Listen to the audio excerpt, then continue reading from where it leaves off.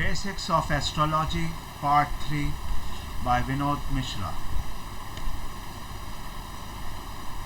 Movable, char, fixed, sthir and dual Vishwabhav signs. On the basis of the degree of flexibility, the 12 zodiac signs can be categorized under three main heads: movable char, fixed sthir and dual Vishwabhav. The movable signs: Aries, Cancer, Libra and Capricorn. Fixed signs are Taurus, Leo, Scorpio, Aquarius. The dual signs are Gemini, Virgo, Sagittarius and Pisces. Characteristics of movable char signs. The movable signs, as we already know, Aries, Cancer, Libra and Capricorn. Popular as cardinal signs, these signs are Aries, Cancer, Libra and Capricorn. Natives under these signs are by nature enterprising and outgoing. They are also easily adaptable to different situations and initiate change. They encourage change and actually make things happen rather than wait for a particular time to take action. However, a major drawback of these signs is they get easily dissatisfied, restless and become overactive. Characteristics of fixed signs sthir are as follows: Taurus, Leo, Scorpio and Aquarius maintain the focus to achieve their target with unwavering determination. These signs, Taurus, Leo, Scorpio and Aquarius, are practical by nature and will form an opinion with a firm decision that is unlikely to change. That is, they are fixed signs. The major setbacks are resistance to change and extremely stubborn. These fixed astrology signs also take a significant amount of time to arrive at a decision. Characteristics of dual Vishwabhav signs. Dual signs, as we already know, are Gemini, Virgo, Sagittarius and Pisces. This is the third category representing dual personalities. This means that these signs display the qualities and traits of both movable and fixed zodiac signs. They are Gemini, Virgo, Sagittarius and Pisces, with an inclination to adapt themselves effortlessly to current situations.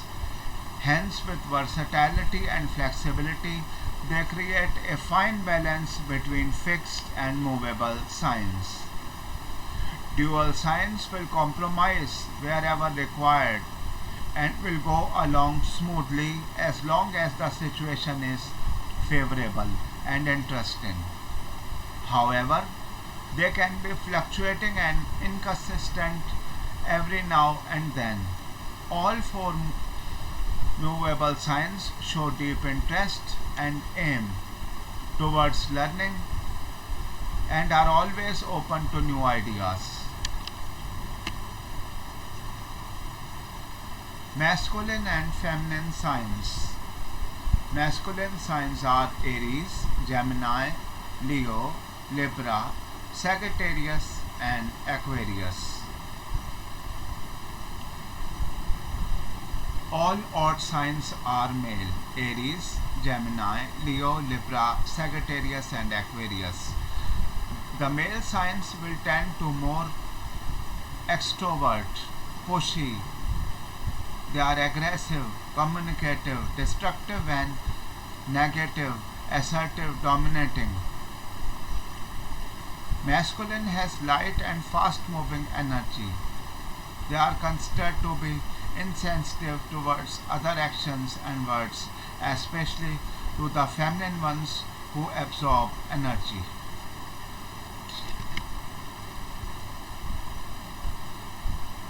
Feminine signs: Taurus, Cancer, Virgo, Scorpio, Capricorn and Pisces. All even signs are female. Even signs are female. Taurus, Cancer, Virgo, Scorpio, Capricorn and Pisces.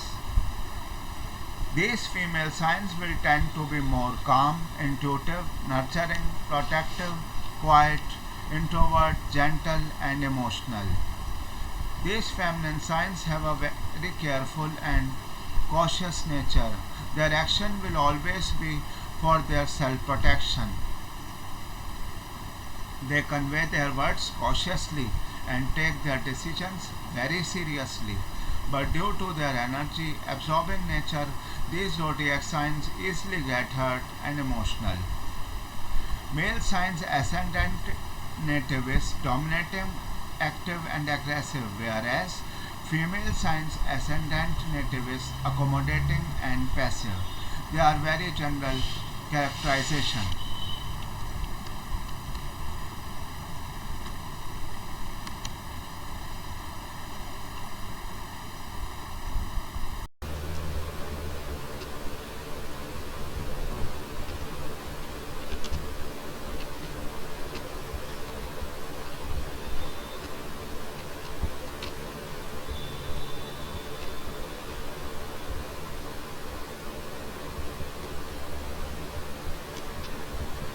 Fiery, earthy, airy and watery signs.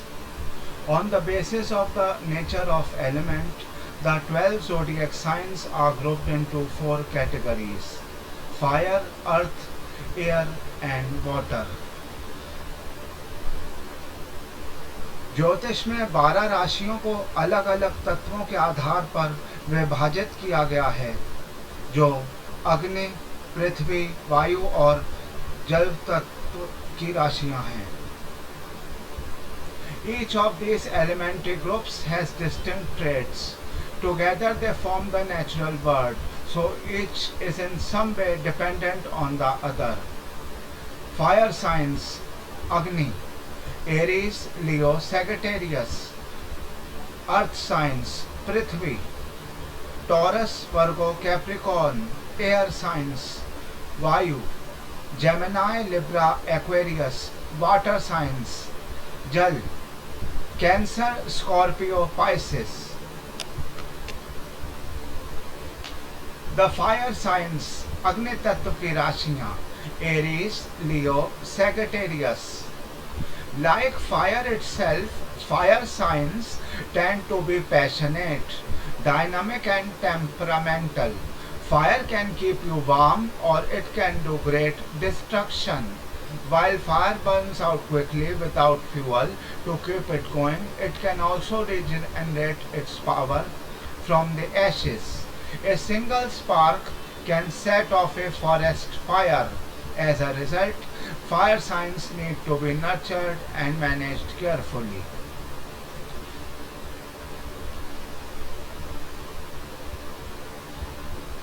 ज्योतिष में 12 राशियों को अलग अलग तत्वों के आधार पर विभाजित किया गया है.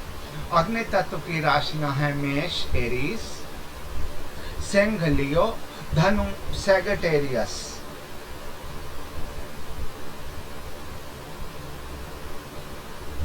पहली राशि मेष राशि, 5वीं राशि सिंह, 9वीं राशि धनु को अग्नि तत्व की राशि माना जाता है. अग्नि तत्व की राशि की मुख्य विशेषता होती है लगातार प्रयास करते रहना, जिसका मतलब यह है कि मेष, सिंह और धनु राशि के लोग किसी भी चीज में हार नहीं मानते हैं. वह व्यक्ति या जातक लगातार जीतने का प्रयास करता रहता है. परिणाम की परवाह किए बिना ही काम करना शुरू कर देते हैं वे लोग. उनमें सबसे आगे बढ़ने की जबरदस्त क्षमता होती है एवं जज्बा होता है, एक जुनून होता है. हालांकि तीनों राशियों के अपने व्यवहार में थोड़ा थोड़ा अंतर जरूर होता है, फिर वे अचानक गुस्सा आने पर आग की तरह भड़क सकते हैं।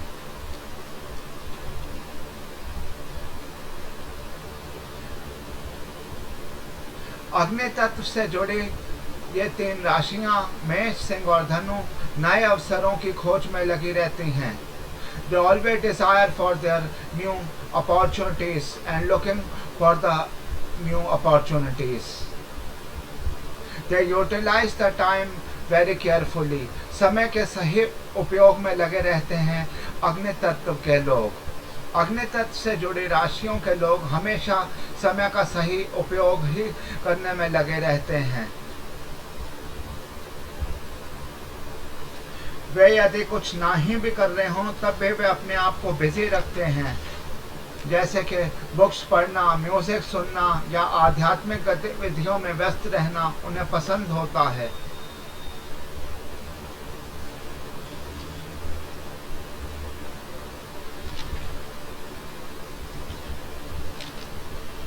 अग्नि तत्व से जुड़ी राशियों की कुछ नकारात्मकता भी है, जैसे कि ये लोग थोड़े बहुत अंतर भी इनमें है। मेष राशि के लोग अभिमानी हो सकते हैं। वे क्रिएटिव तो होते हैं लेकिन दूसरों की क्रिएटिविटी की कदर नहीं करते। वे खुद को किसी भी तरह हमेशा आगे रखना चाहते हैं। वह इस बात की भी परवाह नहीं करते कि लोग उनके बारे में क्या सोचते हैं या क्या कहते हैं। वे हमेशा खुद को दूसरों से बेहतर मानते हैं। वे हमेशा सेंटर ऑफ अट्रैक्शन बना और रहना चाहते हैं।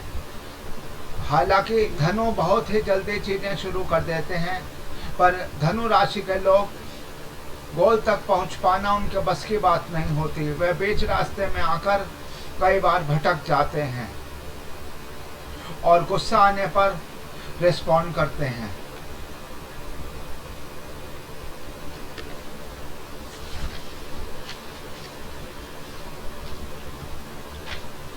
The air signs Gemini, Libra, Aquarius.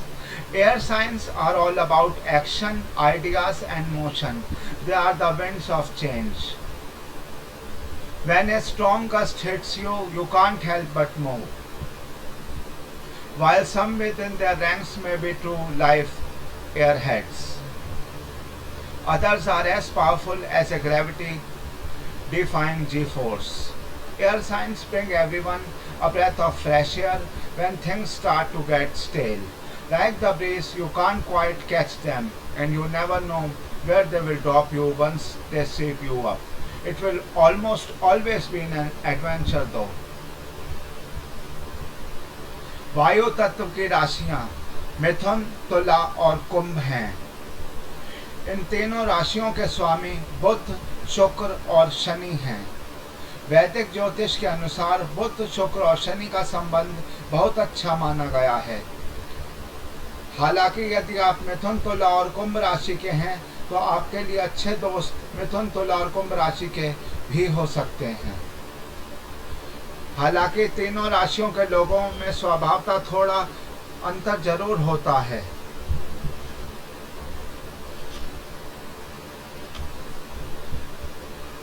वायु तत्व से जुड़े लोग बातचीत में बहुत माहिर होते हैं। उनको ग्रेट कम्युनिकेटर भी कहा गया है। वायु तत्व से जुड़े मिथुन राशि के लोग हर सब्जेक्ट की बातचीत करना पसंद करते हैं। वे यदि किसी ग्रुप डिस्कशन में पार्टिसिपेट भी करें तो उस विषय की तैयारी करके जाते हैं। हालांकि यदि उनकी तैयारी नहीं भी हो तो भी वे ग्रुप डिस्कशन का टॉपिक बदलने की भी क्षमता रखते हैं। वायु तत्व से जुड़ी राशियां मिथुन, तुला और कुंभ के लोग बेहद जिज्ञासु प्रवृत्ति के होते हैं। वे हर बात का उत्तर तलाशना चाहते हैं। वे प्रश्न पूछने में तेज होते हैं। कई बार तो वे खुद से ही सवाल पूछते हैं और जब तक का उस प्रश्न का उत्तर नहीं मिलता वे बेचैन से रहते हैं। मिथुन राशि के लोगों के पास गजब की कल्पना शक्ति या क्रिएटिविटी होती है और उसी के कारण उनके मन में नए नए प्रश्न आते हैं। वहीं तुला राशि के लोग भी समाधान नहीं मिलने तक प्रश्न पूछते रहते हैं। कुंभ राशि के लोग अपने प्रश्नों के जवाब खुद ही तलाशने की कोशिश करते रहते हैं।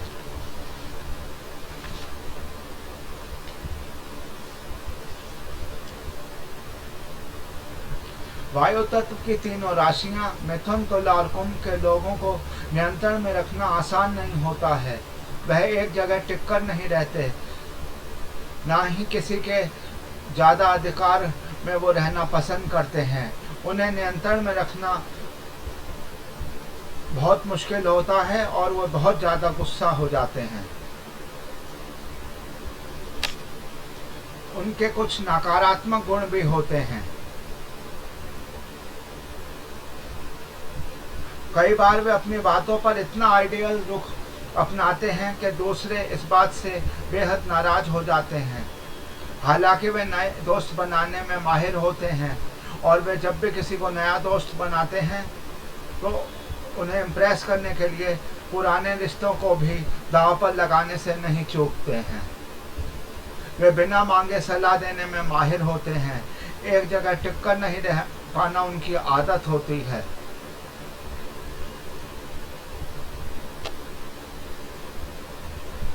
Characteristics of earthy signs. The earth signs Taurus, Virgo, Capricorn. Earth signs keep it real. They are the grounded people on the planet, the ones who bring us down to earth and remind us to start with a solid foundation. Slow and steady, these builders are loyal and stable and stick by their people through hard times.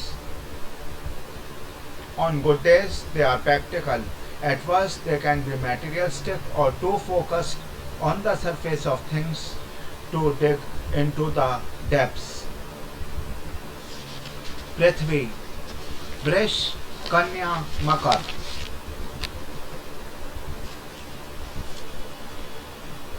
पृथ्वी तत्व की राशियां जो कि वृषभ, कन्या और मकर हैं। पृथ्वी तत्व के लोग बहुत व्यावहारिक होते हैं। पृथ्वी तत्व होने के कारण ये लोग अच्छे श्रमिक होते हैं। इसलिए यह कहा जा सकता है कि जो काम इनको दिया जाए वो काम यह लोग पूरी तन्मयता, लगन से करते हैं। वह भौतिकता में यकीन रखते हैं। हालांकि जिस तरह से पृथ्वी सभी चीज़ों को अपने से जकड़ के रखती है, वृषभ, कन्या और मकर राशि के लोग भी अपनी चीज़ों के प्रति उतने ही दीवाने होते हैं। वे अपनी चीज़ों और आसपास के माहौल में इतने रमे होते हैं कि नई चीज़ों को तुरंत स्वीकार करना उनके लिए मुश्किल होता है।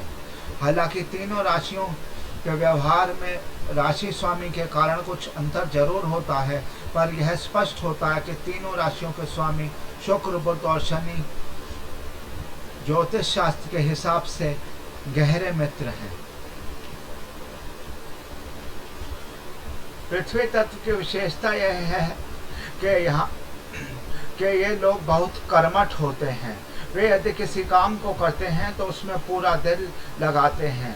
वे किसी काम को अंजाम तक ले जाने में का सामर्थ्य रखते हैं। वृषभ, कन्या और मकर राशि के लोग में राशिगत विशेषताएं भी होती हैं। जैसे वृषभ राशि के लोगों से जितना काम करवाना चाहे वे कर सकते हैं, लेकिन वे अपनी मर्जी से कभी कुछ नहीं करेंगे। उन्हें इसके लिए लगातार प्रेरित किया जाना चाहिए। वहीं कन्या की बात करें तो पृथ्वी तत्व होने के कारण ये लोग भी कर्मशील होते हैं। बस फर्क यह है कि इन्हें किसी भी नई चीज़ को अपनाने में समय लगता है। वे कंप्यूटर की जगह मैनुअल काम करना चाहेंगे। आप समझ सकते हैं कि कन्या राशि के लोग पृथ्वी तत्व होने के कारण मेहनती तो हैं, लेकिन अपना टारगेट पूरा करने में देर कर सकते हैं। वहीं मकर राशि के लोग भी काम को लेकर परफेक्शन रवैया अपनाते हैं, लेकिन वे बाल की भी खाल निकाल को तैयार रहते हैं। हर चीज़ में छोटी से छोटी गलतियां ढूंढकर उसे सही करते हैं, जिसकी कई बार कोई आवश्यकता भी नहीं होती। ऐसे में उन्हें अपना काम पूरा करने में बहुत देर लग जाती है। पृथ्वी तत्व वाले लोग प्रकृति के बेहद करीब होते हैं। वे नेचर लवर होते हैं। उन्हें प्रकृति से बेहद प्यार होता है। अक्सर वृषभ, मकर या कन्या राशि के लोगों को जंगल, झरने, पहाड़ों पर प्रकृति के करीब जाते देखा गया है। हालांकि तीनों राशियों के लोगों के चरित्र और व्यवहार में अंतर होता है, फिर भी तीनों कुछ भावुक जरूर होते हैं। तीनों का दिल बहुत जल्दी टूट सकता है।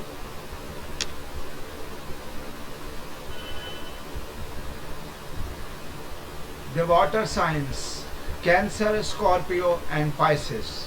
Intuitive, emotional and ultra sensitive, watery signs can be as mysterious as the ocean itself. Like water, they can be refreshing or they can drown you in their depths. These signs often have intense dreams and borderline psychic intuition. Security is important to them. After all, water needs a container or it dries up and disappears.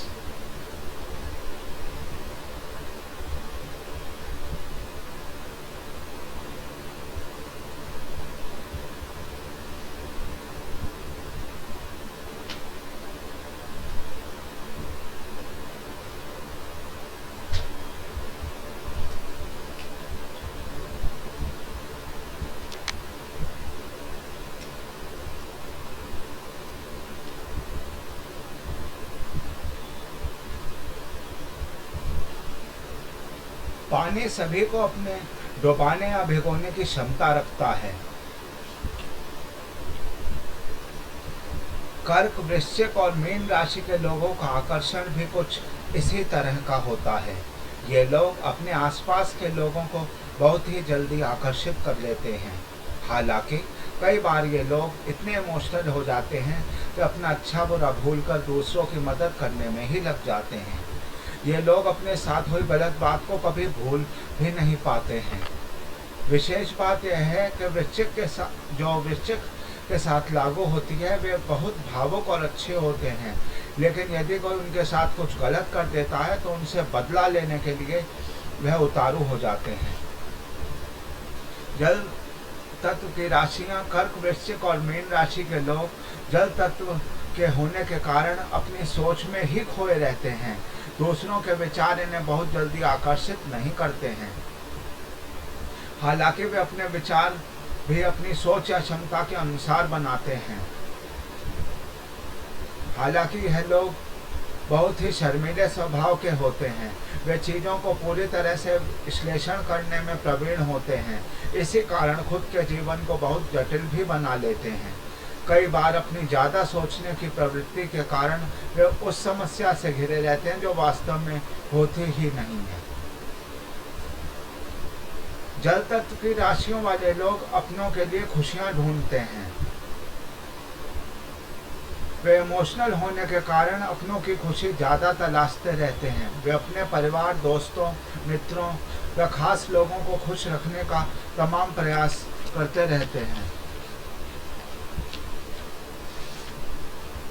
जल तत्व की राशि कर्क के लोग बहुत जल्दी नकारात्मकता, उदासीनता और निराशावाद से भर जाते हैं। वे बहुत संवेदनशील होते हैं और छोटी छोटी बातों को वो दिल पर ले लेते हैं। प्रकृति के 3 गुण सत्व, रजस और तमस। प्राचीन शास्त्रों के अनुसार गुणों को सात्विक, राजसिक और तामसिक कहा गया है। यह गुण व्यक्ति की ऊर्जा के अलावा और कुछ नहीं है। यह ऊर्जा निर्धारित करती है कि कोई व्यक्ति कैसे कार्य और व्यवहार करता है। यह ऊर्जा सकारात्मक या नकारात्मक हो सकती है। ज्योतिष का संबंध राशियों के गुण से होता है।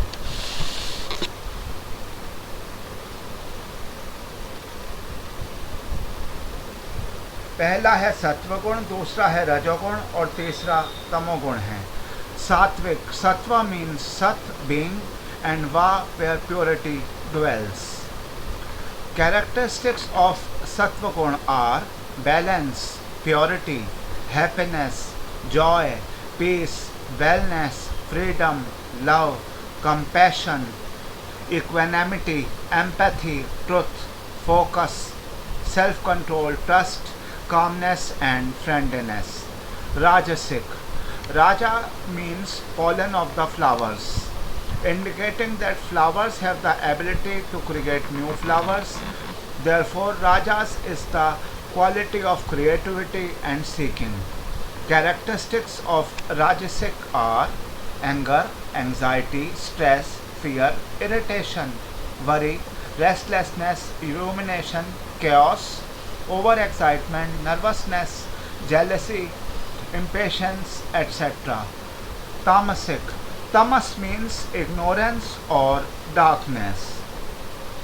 Characteristics of tamas are laziness, inertia, depression, doubt, helplessness, shame, guilt, boredom, addiction, sadness, apathy, confusion, grief, dependency, resistance to change. जो लोग सातवें गुण की अधिकता के लिए होते हैं, ऐसे सातवें गुण या सत्गुण वाले बहुत ही दयालु, पवित्र, खुश, ज्ञानी, बुद्धिमान और सकारात्मक वाले होते हैं। वे महान आस्तिक और निष्पक्ष होते हैं। यह लोग हमेशा सही या गलत के बारे में बहुत विचारशील होते हैं। वे मानव और पशु दोनों के प्रति बराबर संवेदनशीलता रखते हैं। यह दैवीय गुण को दर्शाता है। सातवें गुण वाले लोगों के जीवन में ऊंचे उद्देश्य और ज्ञान के रहस्यवाद को समझने की भी भूख होती है। हमारे ग्रहों की ऊर्जा ही हमारी क्षमता को नियंत्रित करती है। कुंडली के किस भाव में बैठकर जब यह ग्रह अपनी प्रकृति के अनुसार व्यक्ति के चरित्र और व्यवहार में छाप छोड़ते हैं तो वो उसके गुण बन जाते हैं। व्यक्ति के इन्हीं गुणों के आधार पर हम लोगों को सात्विक, राजसिक या तामसिक कहते हैं। रजोगुण। रजोगुण वाले लोग स्थिति में आक्रामक, अधीर और आवेगी हो सकते हैं। यदि उनके लक्ष्य पूरे नहीं होते तो उनको गुस्सा भी आ सकता है। वह अपने लक्ष्य से बहुत प्यार करते हैं। लक्ष्य न मिलने की स्थिति में वह लोग आवेगी हो जाते हैं। तामसी प्रवृत्ति वाले लोग, यह लोग गलत रास्ता भी चुन सकते हैं। इन्हें सच्चे रास्ते पसंद नहीं आते। ये लोग मांस मदिरा का भी सेवन कर सकते हैं। इन लोगों से बच के रहना चाहिए। पूजा पाठ में इनका ज़्यादा विश्वास नहीं होता। यह हम सब जानते हैं कि प्रत्येक ग्रह एक विशिष्ट गुण के प्रति प्रक्रिया देता है। जिन ग्रहों को सात्विक गुण या सत्वगुण का कारक माना जाता है वे सूर्य, चंद्रमा और बृहस्पति हैं। बुध और शुक्र को राजसिक गुण प्रदर्शित करने वाले कहा जाते हैं, जबकि शनि, मंगल, राहु और केतु को तामसिक गुण का सूचक माना जाता है। सूर्य आत्मा का और चंद्र पवित्रता के प्रतीक माने जाते हैं। इसकी वजह से दोनों गुण सात्विक ग्रह कहलाते हैं। एक कारण यह भी है कि ज्योतिष में सूर्य को पिता और चंद्रमा को माता का भी प्रतीक माना जाता है। शुक्र ग्रह सुख और बुध सांसारिक हितों के बारे में जानकारी देते हैं। यह राजसिक गुण में आते हैं। केतु हर चीज का एक्सट्रीम होते हैं। यह सात्विक और तामसिक दोनों को प्रदर्शित करते हैं। शनि आलस्य और अवसाद को नियंत्रित करते हैं। राहु भय और आसक्तियों को नियंत्रित करते हैं और इन ग्रहों को तामसिक भी कहा जाता है। 12 signs are classified into sattvic, rajasic and tamasic according to their guna inherent nature. Sattvic, rajasic and tamasic signs. Sattvic signs: Cancer, Leo, Sagittarius and Pisces. These are related to higher spiritual thinking and behavior, seeking out higher wisdom and truth, meditating, focusing, worshipping God or nature, universality and altruism in thoughts and actions, pure learned, wise, etc. Houses ruled by Sun, Moon and Jupiter. Rajasic signs: Taurus, Gemini, Virgo and Libra. These are related to action and adventure, passions, desires, energy, seeking power, money, fame, ambitious and materialistic. Houses ruled by Mercury and Venus. Tamasic signs: Aries, Scorpio, Capricorn and Aquarius. These are related to pleasing the senses, seeking lower order gratification of senses in form of intoxicants, drugs, heavy food, seeking pleasure in desires. Also when negative tantric or lower order deity worship and satanic practices, cruel in nature, ignorant, etc. Houses ruled by Mars and Saturn.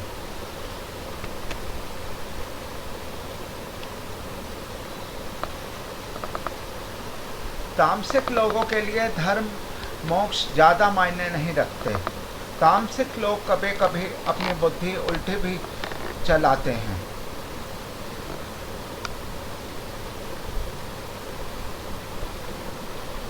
जबकि सात्विक लोग वे होते हैं जो हमेशा संतुष्ट दिखते हैं। सात्विक गुण वाले लोग उदार, मदद करने वाले, शुद्ध आत्मा के जानकार होते हैं। वे सकारात्मक कर्मों पर ध्यान केंद्रित करते हैं। यह जीवन की भागदौड़ में भरोसा नहीं रखते हैं और अपने आप में संतोषी भी होते हैं। जबकि राजसिक लोग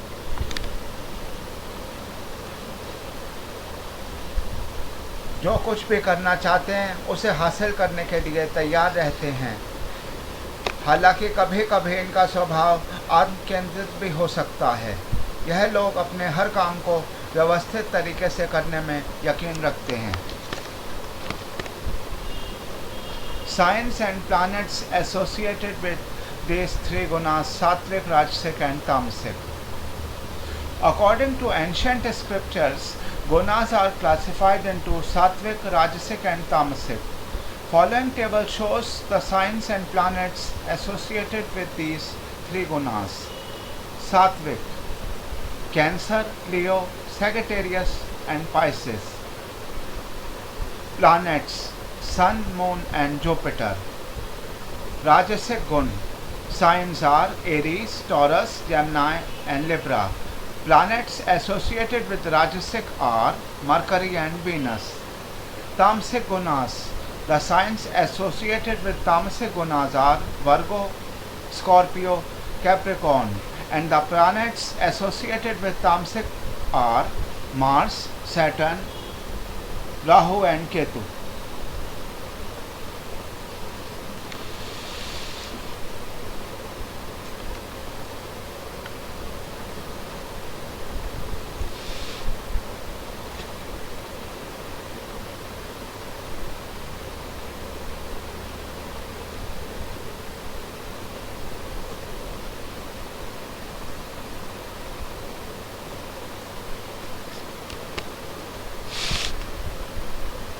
Elements: 5 elements associated with three gunas are shown in this table given below. Sattvic gun space, Rajasic gun air, Tamas gun earth. Sattva and Rajas fire, Sattva and Tamas water.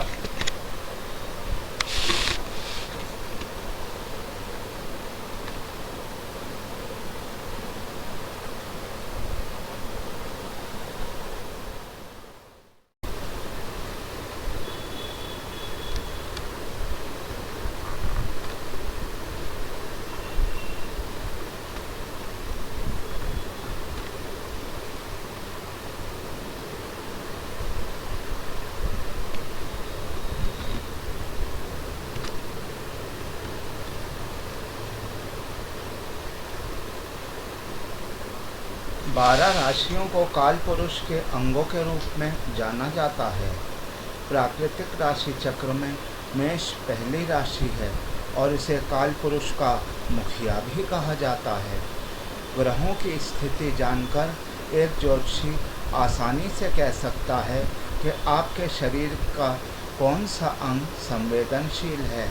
यह भी कहा जा सकता है कि संवेदनशीलता कब समस्या बन सकती है।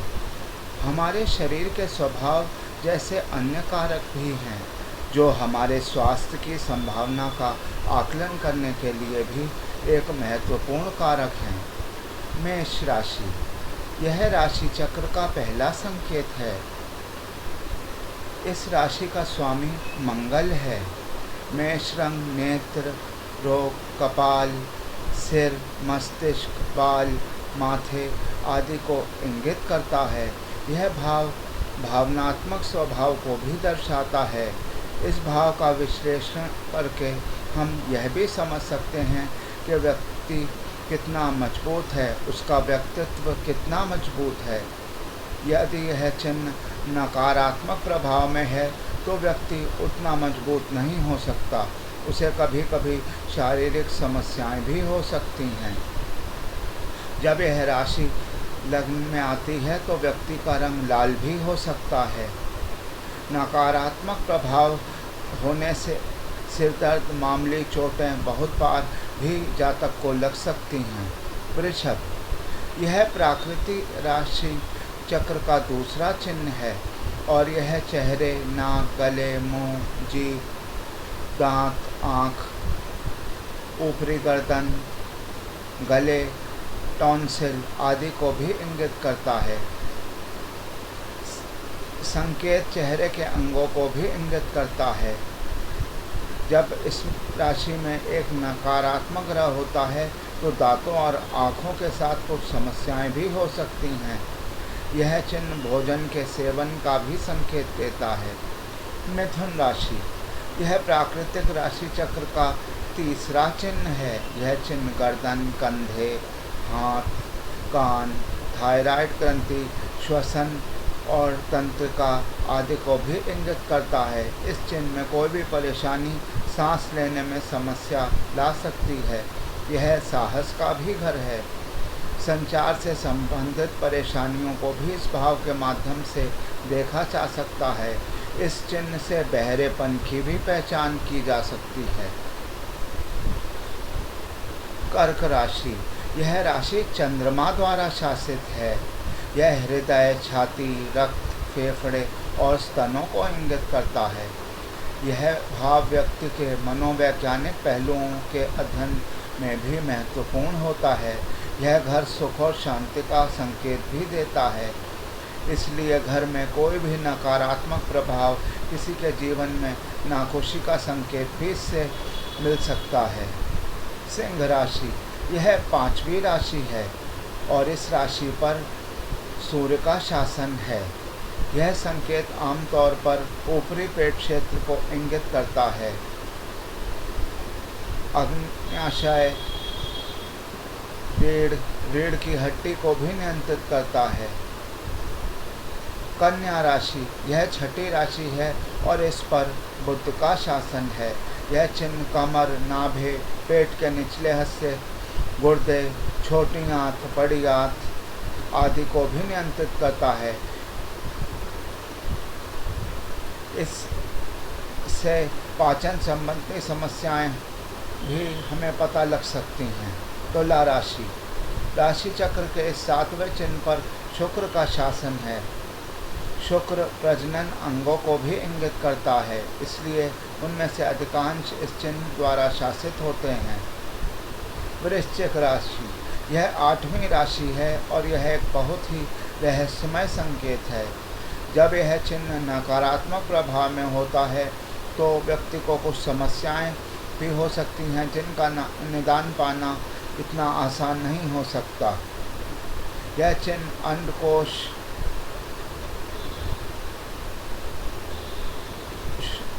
हड्डियों आदि को भी नियंत्रित करता है। धनु राशि, यह राशि चक्र में 9वीं राशि है और इस पर बृहस्पति या गुरु का भी शासन है।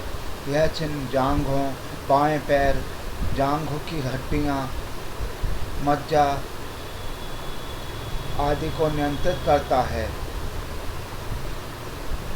मकर राशि, यह 10वीं राशि है और इस पर शनि जी का शासन है। यह चिन्ह घुटने, जोड़ों, हड्डियों आदि को भी नियंत्रित करता है। शनि की कोई भी पीड़ा हड्डियों के साथ कुछ समस्याओं का संकेत दे सकती है। शनि के नीच होने पर जातक को जोड़ों में दर्द हो सकता है। यदि शनि छठे भाव में हो तो यह रीढ़ की हड्डी की समस्या का भी संकेत हो सकता है। कुंभ राशि, यह 11वीं राशि है और इस पर भी शनि का शासन है। यह चिन्ह दाहिने पैर, बाएं कान और बाएं हाथ का संकेत देता है। यह ज्ञान और मोक्ष का भी संकेत है।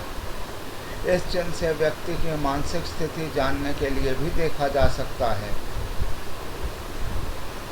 मीन राशि, यह राशि चक्र की 12वीं और अंतिम राशि है।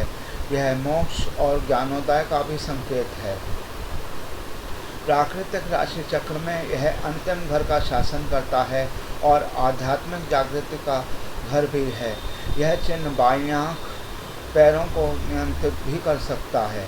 यदि बृहस्पति पीड़ित हो तो यह पैरों में परेशानी का कारण भी बन सकता है। Parts of body defined by various science. Zodiac science, Aries, मेष। Part of body, head, face, brain and eyes. Taurus, वृष राशि, throat, neck and vocal cords. Gemini, मिथुन राशि, arms, lungs, hands and nervous system. Cancer, कर्क, chest, breast and stomach. Leo, सिंह, heart, spine and upper back. Virgo, कन्या, digestive system, intestines and spleen. Libra, तुला, kidneys, skin, lower back and buttocks. Scorpio, वृश्चिक, reproductive system and sexual organs. Sagittarius, धनु, hips, thighs and liver. Capricorn, मकर, joints and skeletal system. Aquarius, कुंभ, ankles and circulatory system. Pisces, मीन, feet and lymphatic system.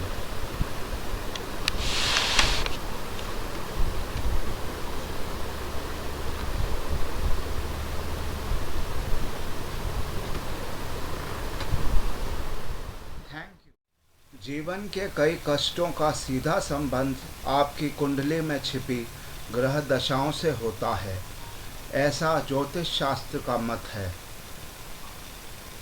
ज्योतिष शास्त्र के अनुसार कुंडली के छठे घर का संबंध रोग, शत्रु, ऋण, मुकदमेबाजी से होता है।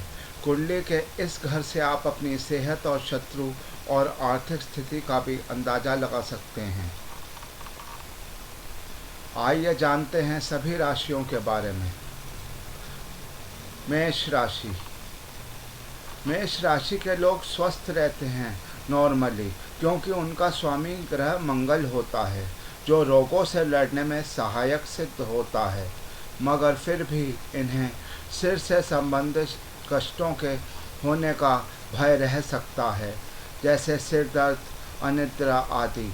इन्हें चोट और दुर्घटना से भी बचकर और संभल कर रहने की ज़रूरत होती है। वृष राशि। वृष राशि के लोग आराम पसंद होते हैं।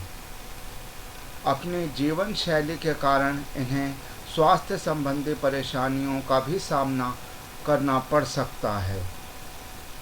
वृद्धावस्था में इन्हें अधिक परेशानी भी होती है। जीवन शैली संतुलित रखकर यह रोग को आपसे काफ़ी हद तक अपने को बचा सकते हैं। इन्हें थायराइड, टांसिल, लकवा, जीभ एवं हड्डियों के रोग की भी आशंका रह सकती है। मिथुन। मिथुन राशि के लोग ज़्यादातर कलात्मक क्षेत्र से जुड़े होते हैं, जिनमें मन मस्तिष्क के बेहतर तालमेल की ज़रूरत होती है। जब कभी इनके ऊपर अशुभ ग्रह का नकारात्मक प्रभाव पड़ता है तो इनके कमज़ोर पाचन तंत्र को भी वह प्रभावित कर सकता है और इससे संबंधित रोग की आशंका भी रहती है। इन्हें सिर दर्द व रक्तचाप संबंधी बीमारियों का भी सामना करना पड़ सकता है। जीभ और श्वास संबंधी रोग की भी आशंका रह सकती है। कर्क राशि। इन्हें अपने भोजन का खास ध्यान रखने की आवश्यकता होती है। खास ध्यान रखने से ही यह बच सकते हैं। क्योंकि इन्हें भोजन काफ़ी पसंद होता है, जिससे स्वास्थ्य पर विपरीत प्रभाव पड़ सकता है। इन्हें चटपटे भोजन से बचना चाहिए। यह काफ़ी कल्पनाशील प्रकृति के भी होते हैं। इन्हें हृदय, फेफड़ों, रक्त संबंधी समस्याओं के प्रति सजग रहने की भी ज़रूरत होती है। सिंह राशि। सिंह राशि के जातक स्वभाव से काफ़ी संवेदनशील होते हैं, इसलिए अपने मन के मुताबिक चीज़ें न होने की वजह से इन्हें मानसिक रोग होने की आशंका रहती है। इसके अलावा इस राशि के लोगों को रीढ़ की हड्डी से जुड़ी बीमारी या चोट लगने का भी खतरा रह सकता है। कन्या राशि। कन्या राशि के लोगों को हड्डी, मांसपेशियों, फेफड़ों व आंतों से संबंधित रोग होने की आशंका रहती है। इन्हें अपने खान पान का विशेष ध्यान रखना चाहिए। तुला। तुला राशि के जातकों को आंत से लेकर जांघ तक शरीर के विभिन्न हिस्सों से संबंधित रोगों के होने की आशंका रहती है। इसके अलावा यह अस्थमा, एलर्जी, फ्लू जैसी परेशानियों का भी सामना कर सकते हैं। वृश्चिक राशि। इन्हें पाचन संबंधी रोगों के होने की आशंका रहती है, जिस वजह से कुछ लोग अपने अवसाद को मिटाने के लिए संयमित खान पान नहीं कर पाते हैं, जिसका सीधा असर इनके वजन पर पड़ सकता है।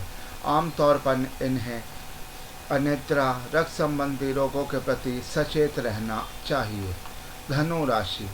धनु राशि के लोग जीवन में बड़ी से बड़ी परेशानियों का हंसकर सामना करने में यकीन रखते हैं। इन्हें जांघ और लिवर संबंधी परेशानियां होने की संभावना अधिक रह सकती है। मकर राशि। इनकी राशि में सूर्य कमज़ोर रहने के चलते जीवन में उतार चढ़ाव का सामना करना पड़ सकता है। हृदय रोग, जोड़ों, घुटनों का दर्द या पैरों की हड्डी टूटने या गंभीर चोट आने का खतरा भी रहता है। इस राशि के लोगों की त्वचा भी काफ़ी संवेदनशील होती है।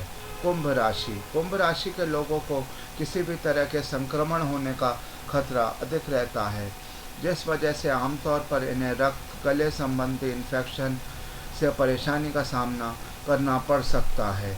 इस राशि के लोगों को श्वास, कान, नर्वस सिस्टम संबंधी रोग होने की आशंका रहती है। मीन राशि। मीन राशि के जातकों को पैर, रक्त और आँख संबंधी रोगों के प्रति सचेत रहने की सलाह दी जाती है। इसके अलावा इनके फेफड़े कमज़ोर होने के चलते अस्थमा, एलर्जी, फ्लू, वायरस की शिकायत भी रह सकती है। बदलते मौसम में इन्हें अपना खास ध्यान रखने की ज़रूरत होती है।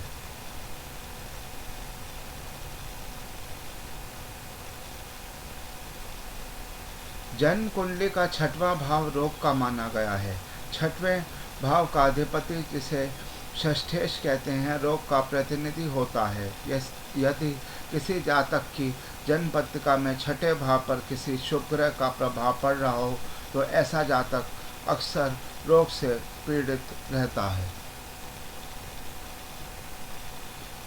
ज्योतिष शास्त्र एक ऐसा विषय है जिसके आधार पर किसी भी व्यक्ति के वर्तमान, भूतकाल और भविष्य तक की जानकारी प्राप्त की जा सकती है।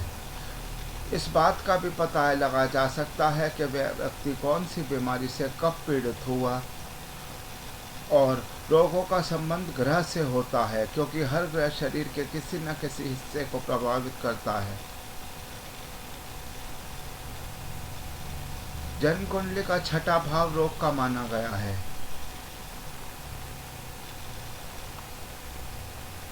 जन्म कुंडली में केवल रोग कारक ग्रह स्थितियां होने से ही आप बीमार या स्वस्थ नहीं हो पाते, बल्कि इसमें विषोंतरी व योगिनी दशा भी महत्वपूर्ण भूमिका अदा करती है।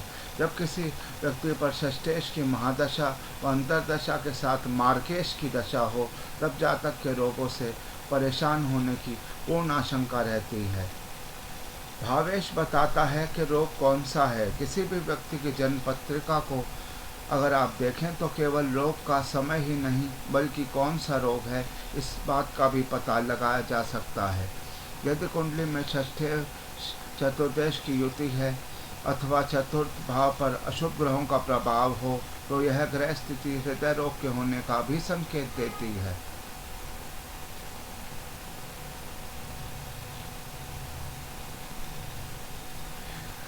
आइए अब हम आपको बताते हैं कि ग्रह के षष्ठेश से प्रभावित होने पर कौन सा रोग होने का संकेत मिल सकता है। सूर्य, आँखों व सिर से संबंधित रोग भी हो सकते हैं। चंद्रमा पीड़ित होने पर सर्दी, जुकाम, अनिद्रा, फेफड़ों की समस्या भी उत्पन्न हो सकती है। मंगल, उच्च रक्तचाप, एनीमिया, रक्त संबंधी और हृदय संबंधी रोग भी जातक के जीवन में आ सकते हैं। बुध, त्वचा संबंधी रोग, वाणी संबंधी दोष।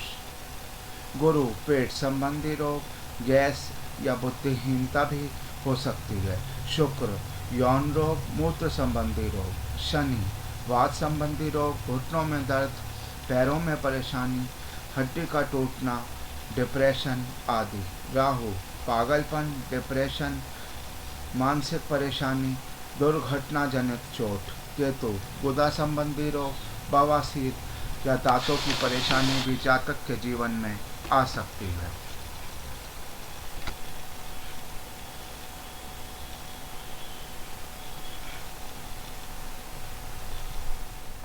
Constellations, nakshatras in Vedic astrology.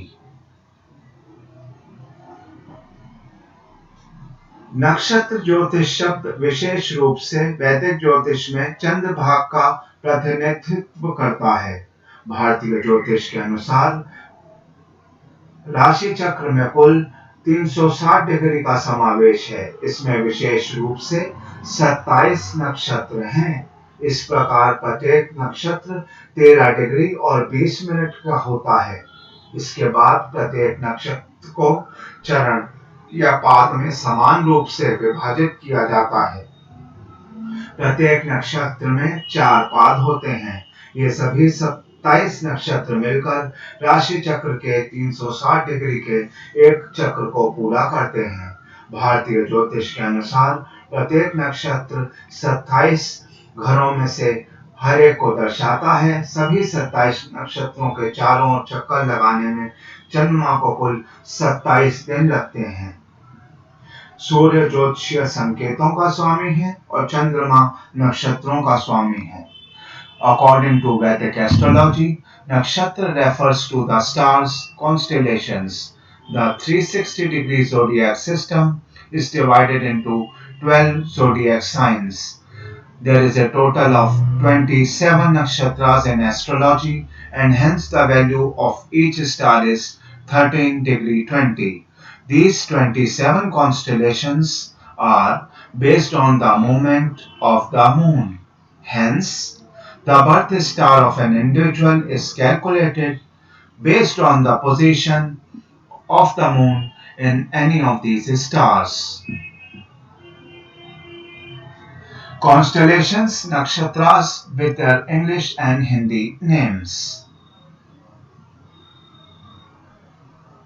Ashwini, Bharani, Kritika, Rohini, Mrigashira, Arudra, Punarvasu, Pushyami, Aslesha, Magha, पूर्व फाल्गुनी, उत्तर फाल्गुनी, हस्त, चित्र, स्वाति, विशाखा, अनुराधा, ज्येष्ठा, मूला, पूर्व आषाढ़, उत्तर आषाढ़, श्रवण, धनिष्ठ, शतभिष्ठ, पूर्व भद्रपदा, उत्तर भद्रपदा, रेवती। आमतौर पर हम यह सुनते ही रहते हैं कि ग्रह नक्षत्र ठीक नहीं चल रहे या फिर सारा खेल तो ग्रह नक्षत्रों का ही है। किस्मत को मानने वालों के लिए ग्रह नक्षत्र बहुत मायने रखते हैं।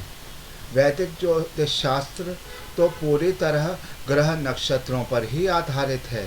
आखिर यह ग्रह नक्षत्र हैं क्या और कैसे इनसे जुड़ी है हमारी किस्मत का कनेक्शन।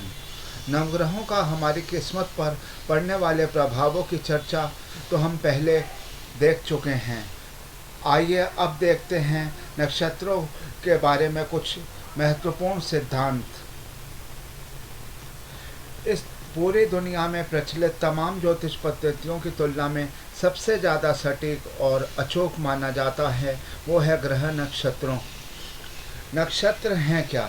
दरअसल जब हम अंतरिक्ष विज्ञान या अंतरिक्ष शास्त्र की बात करते हैं तो चंद्रमा या तमाम ग्रहों की गति या चाल से बनने वाले समीकरणों की बात होती है। अंतरिक्ष में चंद्रमा की गति और पृथ्वी के चारों ओर घूमने की या परिक्रमा करने की प्रक्रिया अनवरत चलती है। चंद्रमा पृथ्वी की पूरी परिक्रमा 27.3 दिनों में करता है और 360 डिग्री की इस परिक्रमा के दौरान सितारों के 27 समूहों के बीच से गुजरता है।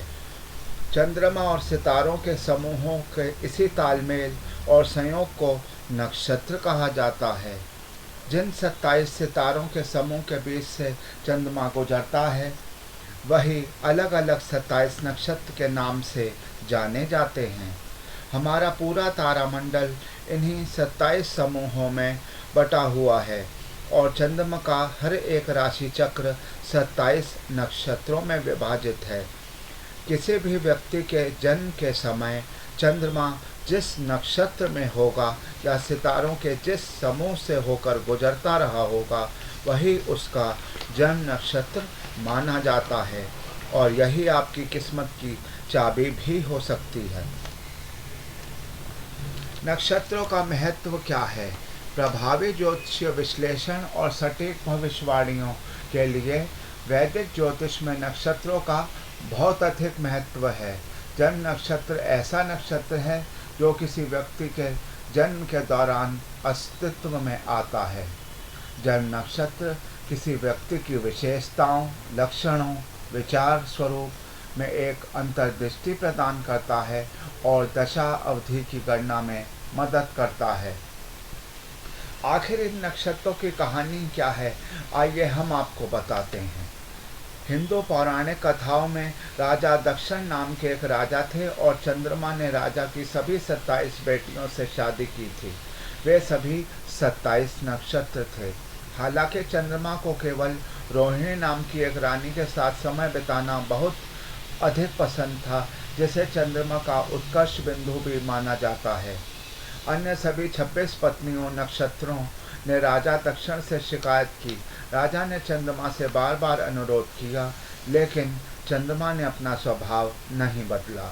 इससे राजा क्रुद्ध हो गया और उसने चंद्रमा को शाप दे दिया, जिससे उसका आकार छोटा हो गया। शाप के परिणाम स्वरूप चंद्रमा आकार में छोटा होने लगा। परिणाम अच्छे नहीं थे, अतः सभी देवताओं ने हस्तक्षेप किया और राजा दक्षिण को अपना शाप वापस लेने के लिए भी कहा। सभी देवताओं ने राजा को यह आश्वासन भी दिया कि चंद्रमा समान रूप से सभी अपनी पत्नियों के साथ समान समय बिताएगा, लेकिन शाप को पूरी तरह से वापस नहीं लिया जा सकता है।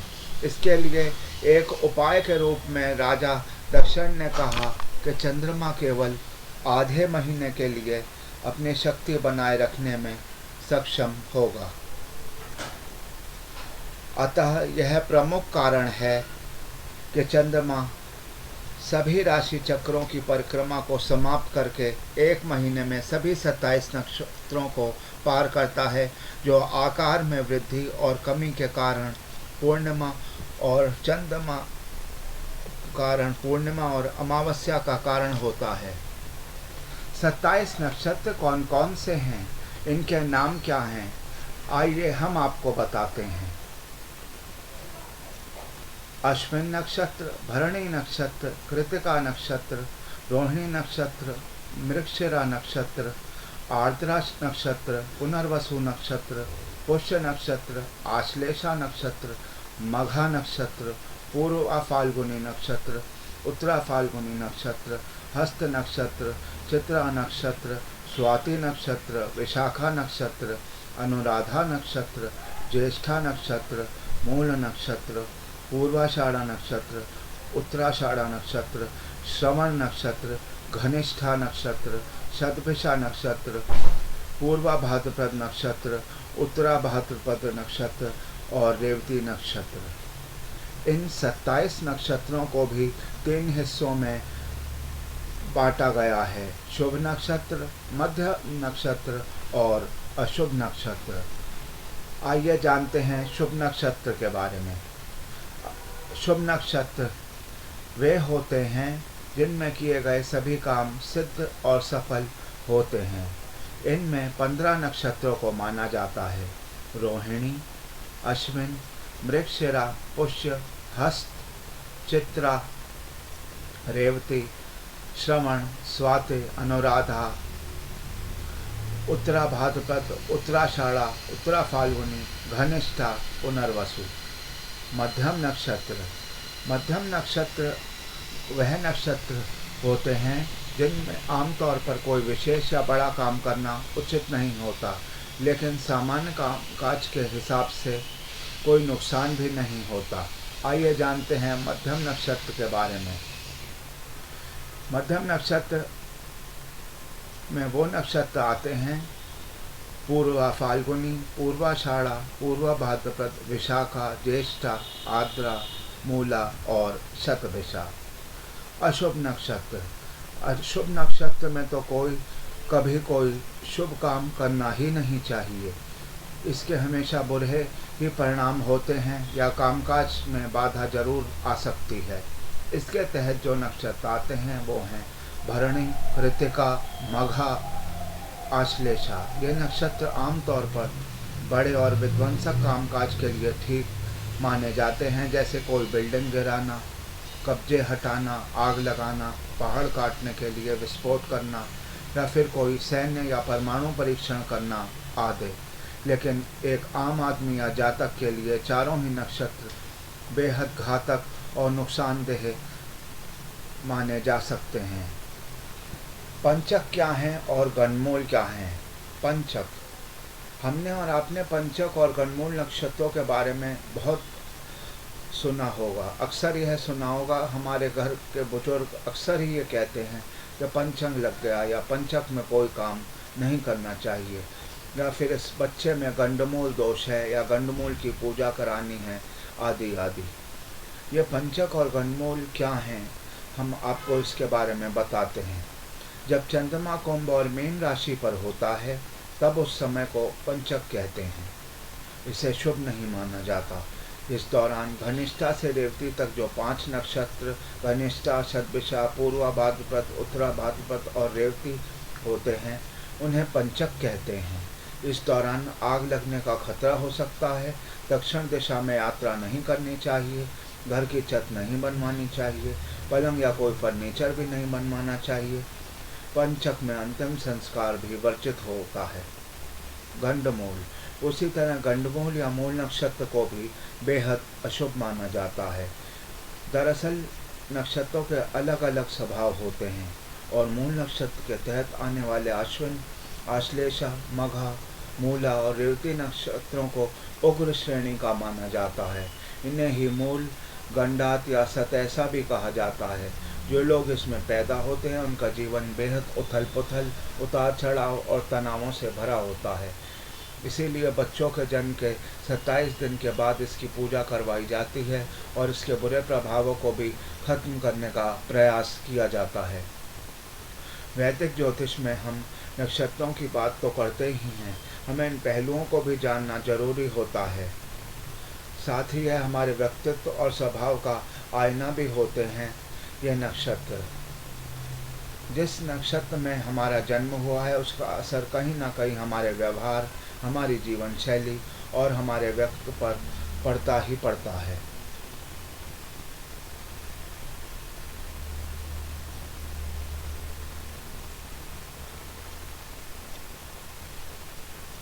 नक्षत्रों से संबंधित